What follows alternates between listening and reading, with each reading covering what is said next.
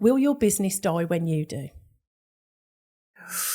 Big one, isn't it? Yeah, very big one. Yes. Now, Henry Ford, Walt Disney, Coco Chanel, their businesses didn't die when they did because they built a brand that was so secure in beliefs and vision, brand and vision, which is come all the way back, by, is what I'm an expert in.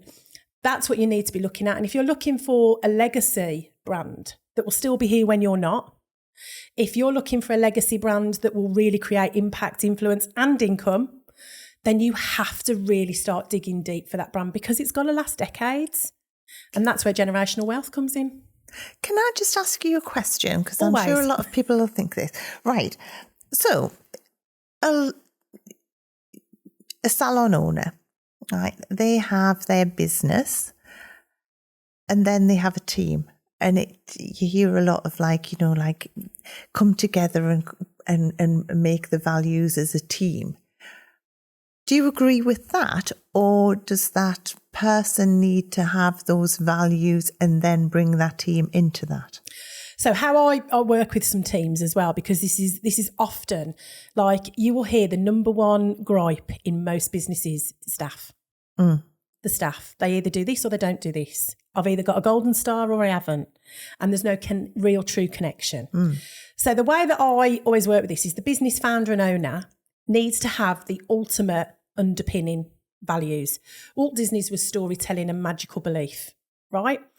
So Coco Chanel's was style and independence because Coco Chanel was an orphan as well. So there's a connection there for me, right? So when the founder really knows who they are, what will happen is they will hire on those beliefs. So you will then know that they align, if that makes sense. Now, as that business gets bigger, you would always hope that you would hire on it. But when you've got an established business that is already going, what I tend to do with those clients is we go back to basics, we find out and discover their beliefs. And then with the team that they've got, we pull them in and we see which values those team members align to most. So you may have 5 values or whatever. I've got a really easy way of figuring out your values and how to remember them and how to cascade them and make sure you live, breathe and eat and everything them. But what the work that we've done with established teams is we actually have a look and see, we tell them, we go through the values so that we instill them in some aspects and share them. But then we're like, okay, which one do you align? Which one lights you up? And then you amplify that in that member. So that's the only way you'll get that true connection. That person will then fly because they're in alignment, they're in connection. You can't just tell somebody, I want you to have respect, honesty, integrity, loyalty and fair exchange. Do you know what I mean? I think that happens a lot, though. It happens all the time. These are our values and this is what we'll be. Yeah, well, they're on the wall.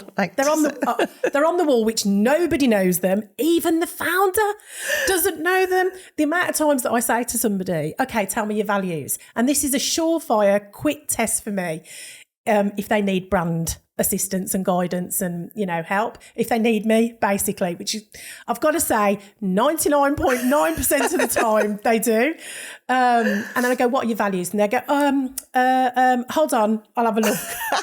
I'm like, right. So if they've got to do that or they don't know them or the team don't know them, there's no connection and there's no alignment. And no wonder you may be having team problems because there's no connection. Your team need to be as involved in your vision as you are. It'll never be their dream because it's your dream.